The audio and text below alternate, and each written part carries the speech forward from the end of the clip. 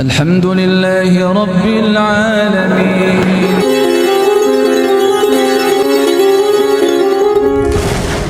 Kita sebagai orang beriman harus bagaimana men-setting diri untuk menghadapi ketuaan dan apalagi menghadapi kematian.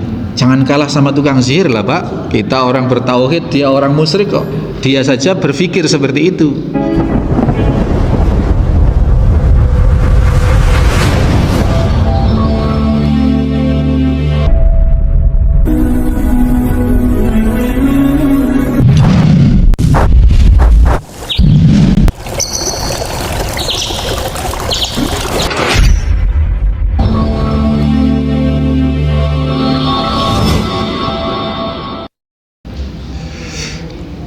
Bismillahirrahmanirrahim. Assalamualaikum warahmatullahi wabarakatuh.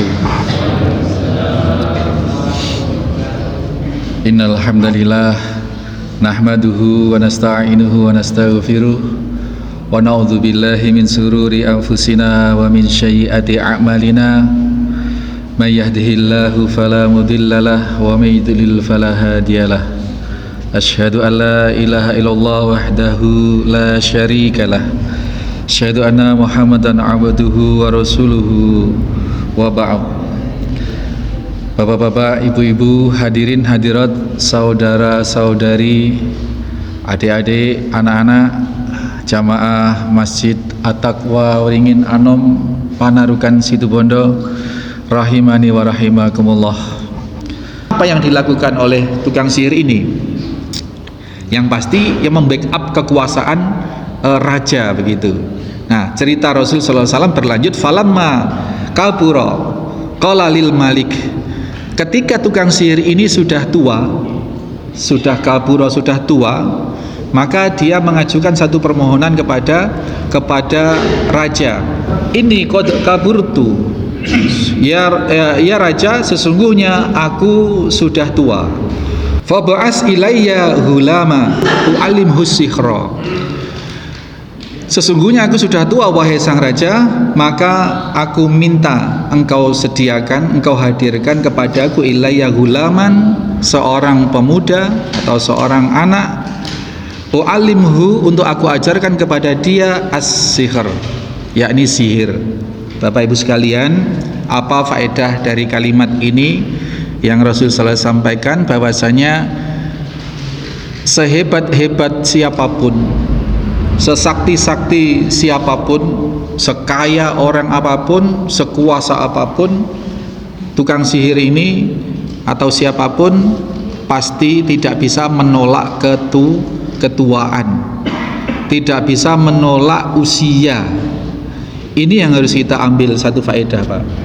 Apapun posisi kita saat ini, ya, apapun eksistensi kita saat ini, kepemilikan kita, kekuasaan kita, pengaruh kita di masyarakat, atau apapun, satu hal bahwa kita tidak bisa menolak tua dan pada akhirnya akan menemui ajal. Ini sudah pasti.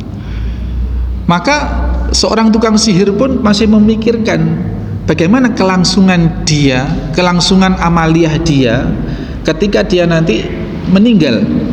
Dia berpikir untuk menurunkan ilmunya ini. Ini yang satu, yang pertama dari kalimat ini faedahnya adalah bahwa setiap kita tidak akan bisa terluput dari ketuaan dan kematian. Sehingga kita sebagai orang beriman harus bagaimana men-setting diri untuk menghadapi ketuaan dan apalagi menghadapi kematian. Jangan kalah sama tukang sihir lah Pak. Kita orang bertauhid, dia orang musyrik kok. Dia saja berpikir seperti itu. Sekarang kita sudah beranjak tua. Sekarang saya itu Pak, perasaan itu masih SMA aja Pak. Tapi ketika melihat anak jagat begitu sudah besar-besar, Mbak Bening itu, tua saya. Ngaca loh, saya sudah putih semua ini. Tua Pak ternyata. Maka apa yang harus kita perbuat? Kita harus berpikir apa yang sudah kita buat, apa yang masih bisa kita buat. Itu setua ini. Nah, tukang sihir berpikir dia ingin menurunkan ilmunya itu, ya. Pelajaran kedua, bahwa setiap amalan ini cenderung orang ingin menurunkan. Hatta itu amalan kemaksiatan, hatta itu amalan subuhat. Jadi kemaksiatan itu ada dua. Ada kemaksiatan yang berasal dari subuhat, ada kemaksiatan yang lahir dari hawa nafsu atau syahwat. Ini ya Pak, dua. Kemaksiatan itu lahir dari syahwat dan subuhat. Yang dari syahwat ini cenderung setiap orang ini cenderung untuk tidak menurunkan kepada keturunannya atau kepada generasi kemudian. Syahwat sekarang sak jahat-jahatnya perampok, Pak, sak bejat-bejatnya maling, sak jelek-jeleknya pelacur dan seterusnya, pasti dalam hatinya tidak ingin anaknya mewarisi kelakuannya. Nggih Pak, ini perlu dijadikan catatan penting, sehingga saya ngajar ngaji mulai lambe. Saya dulu waktu mahasiswa waktu juga ngajar ngaji begitu. Yang ngantar ngaji ini ibu-ibunya ini Pak, tidak pakai kerudung. Kadang pakaiannya juga tidak syar'i, ya ketat-ketat dan seterusnya. Saya berpikir ini pengen anaknya jadi soleh solihah, tapi kok tampilannya seperti itu. Parah lagi Pak, ada teman guru yang ngajar di daerah Kalibagor. Di sana wali muridnya itu ya gitu-gituan. Maksudnya gitu-gituan itu ya dari golongan manusia seperti itu, penghuni Gunung Sampan dan seterusnya. Kok sore juga di TPA kan loh Pak.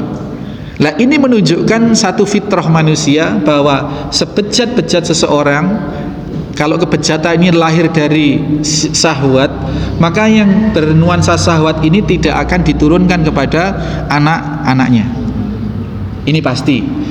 Yang kedua, kemaksiatan yang lahir dari yang namanya subuhat. Yang subuhat inilah yang kemudian cenderung diturunkan, cenderung diajarkan, cenderung ingin dioper ke generasi berikutnya. Subuhat itu adalah sesuatu yang tampaknya benar tetapi tidak benar. Sesuatu yang bisa terlihat remang-remang. Jadi yang haram itu sudah jelas, bayyinun, yang haram juga jelas, dan di antara yang haram dan halal itu ada subuhat. Nah, ajaran-ajaran subuhat, ajaran-ajaran kesesatan seperti termasuk sihir ini cenderung diajarkan oleh orang yang memeluk kesubhatan itu. Jenengan punya keyakinan, Pak, punya keyakinan seseorang lah, bukan jenengan. Naudzubillah, bukan ya. Punya keyakinan kalau mendirikan rumah itu di belandarnya atau di kayu utamanya itu harus dibungkus kain merah, gitu kan? Terus harus digantungi ketupat lepet atau apalah begitu. Nah, ini bentuk subuhat yang luar biasa Pak, itu bentuk subuhat yang menjurus kesyirikan gitu. Nah, kecenderungan orang-orang yang meyakini itu juga menurunkan pada anak-anaknya, karena dianggap itu baik dan dianggap itu mendatangkan keselamatan.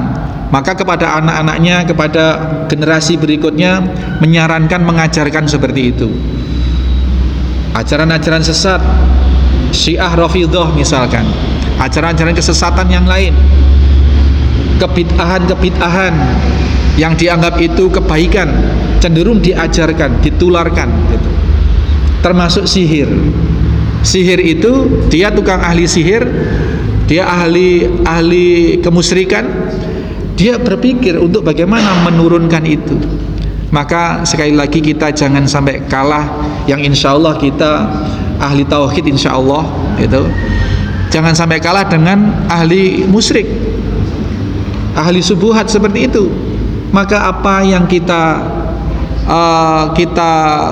pelajari hari ini Bapak Ibu sekalian, yang kita yakini sebagai kebenaran yang sudah mendapatkan petunjuk hari ini Bapak Ibu sekalian, kita sangat menghindari dari TBC. Apa itu TBC?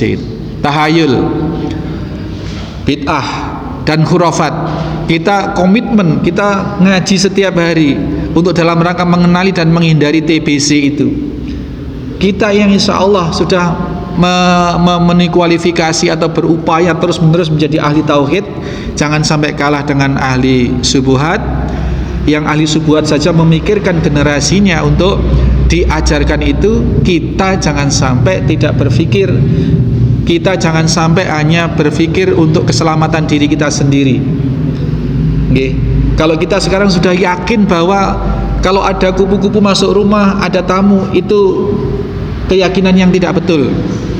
Itu termasuk khurafat, termasuk tahayul. Itu kita jangan sampai tularkan itu kepada anak generasi kita, Bapak Ibu sekalian. Dan banyak hal yang harus kita jangan sampai soleh sendiri gitu loh Pak, maksud saya. Perintahnya Allah adalah udkhulu fisilmi kafah, aku anfusakum wa ahlikum narun. Kalau kita sudah kafah di dalam berislam, tidak dicampur-campur keyakinan kita dengan yang tahayul, khurafat dan bid'ah itu, maka ayo kita selamatkan anak istri keturunan kita dari hal-hal yang demikian. Karena berapa banyak saya temui Pak, orang yang bapaknya ini kekeh dengan keyakinan yang sudah benar, mendapatkan petunjuk, sering ngaji, bergaul dengan orang-orang yang benar dalam ibadahnya, tetapi dia tidak kuasa menolak istri dan keluarganya untuk membuat acara-acara yang tidak dituntunkan atau bernuansa kebid'ahan, bahkan kemusyrikan. Ini musibah Pak, musibah. Padahal ar-rijalu qawwamuna 'alan nisa. Suami atau laki-laki ini ya jadi panutan. Jangan sampai harus bisa mewarnai istri dan keluarganya, jangan sampai justru terwarnai. Ada yang masih bujang itu ngaji Pak, taklim, tauhidnya lumayan begitu, tidak mau yang acara-acara apa begitu, kebiar, sholawat dan seterusnya. Begitu menikah, dapat akhwat perempuan yang suka begitu-begitu dari awalnya, nggak selang bulan Pak, itu sudah bernuansa seperti itu. Wah, ini musibah. Maka ahli sihir saja memikirkan bagaimana ilmunya atau subuhatnya itu diturunkan kepada generasi berikutnya. Kita apalagi yang sudah jelas-jelas dituntunkan, diperintahkan oleh Allah Subhanahu wa taala, ku anfusakum wa ahlikum naron. Ini Bapak sekalian. Dan al-ghulam yang diminta tukang sihir itu diminta untuk menghadirkan murid dari kalangan anak muda. Ini Bapak Ibu sekalian, pelajaran yang bisa kita petik adalah masa muda itu adalah masa strategis untuk belajar. Saya sudah umur 50-an sekarang ini. Moro-moro Pak Yo, 50. Menambah hafalan itu tidak sedahsyat dulu Pak. Ya, mumpung sekarang anak-anak kita masih 5 tahun, 6 tahun, 10 tahun, 12 tahun, 15 tahun, 20 tahun, ayo kita kondisikan untuk menghafal Al-Quran. Karena masa muda, masa kecil itu adalah masa yang sangat strategis. Maka jangan merasa kasep Pak, nanti kalau anak kita tiba-tiba sudah gede, sudah bisa berargumen, sudah bisa adu argumentasi dengan kita, ya, kita terlambat membekali dia tauhid yang benar. Seiring dengan tumbuhnya anak menjadi dewasa, apalagi nanti sudah berkeluarga, punya penghasilan sendiri, ini sudah, kalau kita tidak kita bekali mulai awal, orang tua digilas Pak, digilas dengan argumen-argumen yang konon itu argumen yang kekinian, orang tua itu kolot dan seterusnya. Ini hati-hati, terutama kita yang punya anak-anak kandung. Kalaupun tidak punya anak kandung, ya generasi kita, murid-murid kita, atau siapapun yang kita bisa tularkan kebaikan-kebaikan. Dan itu mudah. Maka belajar di waktu muda itu seperti apa Pak? Mengukir di atas batu, batu. Sulit tetapi ceket. Nah sebaliknya kalau kita sudah kasep belajarnya di masa tua, bisa masuk Pak, bisa. Kita bisa menghafal satu halaman ini ya paling 5 menit, bisa. Tapi selang 5 menit kemudian atau di bawah tidur bangun sudah lupa lagi Pak, gitu. Beda kalau masih kecil, masih anak-anak. Itu. Ini satu faedah bahwasanya tukang sihir saja berpikir bagaimana menurunkan ilmunya, dan yang dipilih adalah anak muda atau generasi muda. Begitu. Jadi anak-anak kita mumpung masih muda, kalau masih muda ada yang masih muda, kalau tidak ya cucu-cucu kita amanahkan pada anak-anak yang punya yang punya anak cucu kita, ya kita terus bimbing. Dan membimbing anak itu Bapak sekalian, itu tidak berhenti pada ketika anak sudah dewasa atau ketika anak sudah berkeluarga, tidak. Gitu. Membimbing anak itu ya sampai mati gitu. Sampai mati. Kan kadang orang gini, aduh Ustadz, anak saya itu sudah nggak bisa dibilangi, dia sudah berkeluarga, sudah begini itu. Tidak boleh Pak. Tetap sebagai orang tua, anaknya sudah umur 60 tahun lebih, orang tuanya masih ada, anaknya belum sholat ini, atau dulu pernah sholat sekarang nggak sholat. Orang tua yang masih ada ini tetap memiliki kewajiban untuk berdakwah atau mengajak atau menyuruh anaknya itu untuk sholat Pak. Ya, tidak boleh putus asa, karena senyampang manusia itu masih hidup, masih berpeluang mendapat hidayah. Sehingga tidak ada kata aku angkat tangan. Orang tua ke anaknya aku angkat tangan, tidak boleh itu. Nggak mungkin berhasil, nggak kira sudah. Itu ibarat bolot itu sudah ngetel, sudah sudah karatan, wis gak iso, wis tak jarno wis gitu. Nggak bisa Pak. Harus tetap, karena yang namanya hidayah ini masih memiliki peluang selama manusia masih hidup. Seperti Nabi Nuh alaihissalam, anaknya yang bernama Kan'an, sampai kedelep-delep sudah hampir mati, itu pun masih diseru oleh Nabi Nuh alaihissalam untuk beriman kepada Allah Subhanahu wa taala. Kemudian dia tenggelam, meninggal, tidak mau, menolak, ya sudah, berarti memang sudah selesai tugas Nabi Nuh berdakwah terhadap anaknya gitu. Ini Bapak Ibu sekalian ya, jadi yang sudah punya anak mulai gede, jangan khawatir dibenci anak, sudah dibenci anak nggak masalah dalam hal kebaikan misalkan. Tapi Pak, anak itu justru akan bangga. Saya pernah punya teman yang sekarang sudah alhamdulillah sudah istiqomah. Dulu kecilnya cek pengelnya.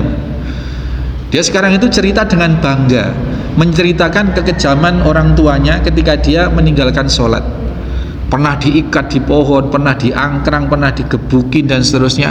Tapi dia cerita dengan bangga Pak. Sumunggohno orang tuaku, bapakku dulu nggak seperti itu. Saya kayak apa sekarang? Jadi apa saya sekarang? Jadi jangan khawatir Pak.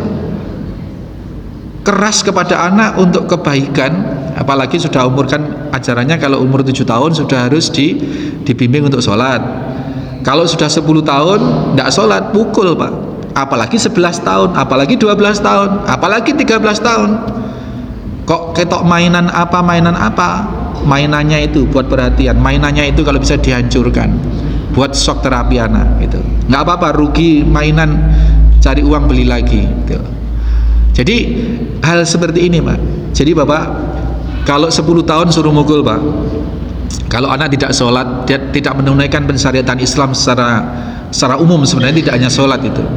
Kalau 10 tahun saja sudah boleh dipukul, yang mukul dalam arti memberikan pembelajaran, apalagi umur di atas 10 tahun. Kadang ini Pak dibikin patokan, Ustadz anak saya sudah lewat 10 tahun Ustadz, nggak bisa saya mukul. Nggak bisa mukul. Bukan seperti itu Pak.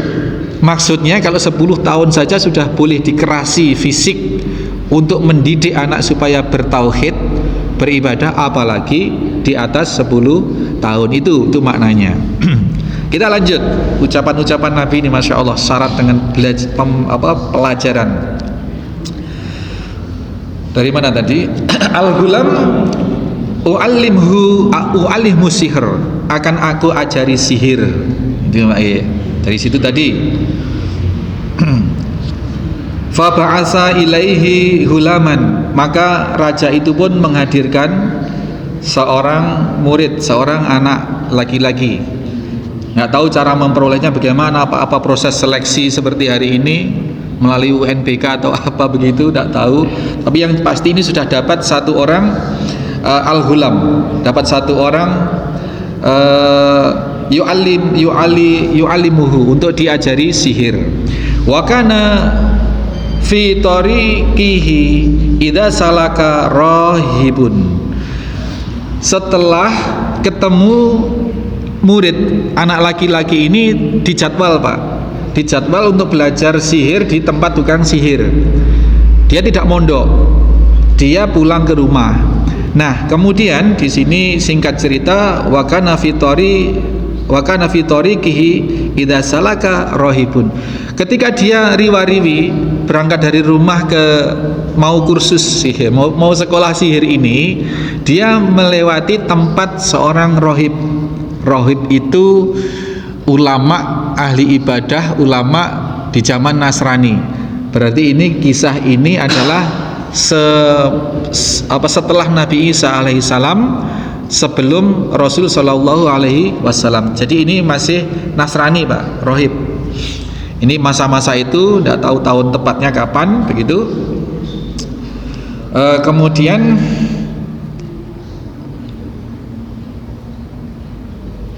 faqa'ada ilaihi wasami'a kalamahu. Rohib itu memiliki majelis taklim. Dia anak ini melewati dan kemudian mendengar wasami'ahu, mendengarkan ajaran-ajaran kalamahu, ajaran-ajaran pelajaran-pelajaran dari rohib. Dia belajar sihir tetapi mampir untuk mendengarkan kajian oleh ulama, begitu, Pak. Nah, ini menarik, ini menarik. Jadi itulah sifat pemuda, Pak. Sifat pemuda itu tidak cukup hanya dengan satu ilmu. Saya sekolah ilmu umum, saya juga ngaji ilmu agama, tapi saya penasaran juga gimana jadi orang sakti, Pak. Saya berguru juga, Pak, itu. Masya Allah itu. Naudzubillah, astagfirullahaladzim. Itu, Pak, berguru, Pak, saya, Pak. Betul. Nah, kemudian ini juga gitu, iseng-iseng. Loh, kemudian datang ke belajar ilmu sihir tetapi mampir untuk majelis taklim. Wa kana idza atas sahira marra birrahibin wa qa'ada ilaih. Jadi setiap dia pulang, setiap dia berangkat, dia mampir untuk berguru kepada rahib.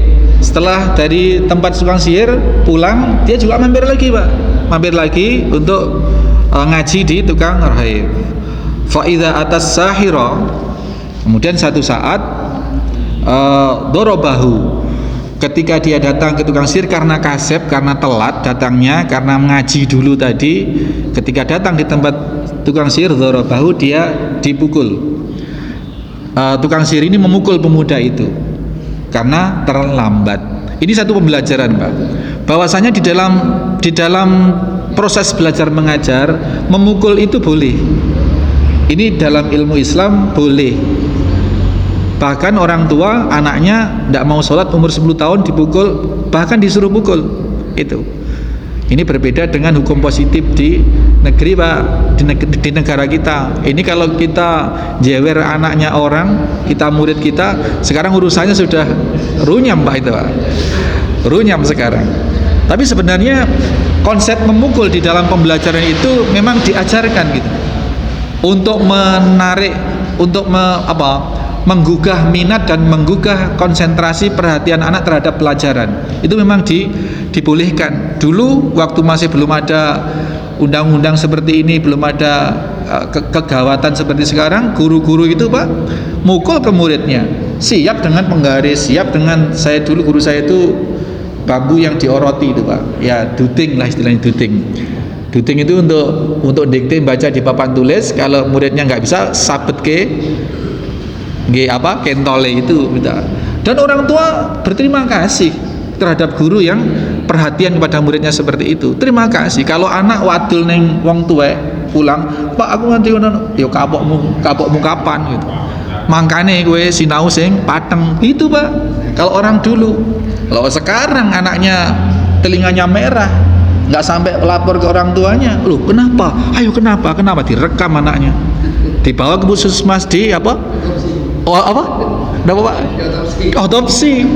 Lapor ke polisi Pak. Masuk bui gurunya. Na'udzubillah. Ya seperti ini. Jadi tukang sihir ini memukul bukan menyiksa, tetapi ingin menggugah perhatian anak itu supaya dia perhatian supaya tidak terlambat lah, supaya dan seterusnya. Itu.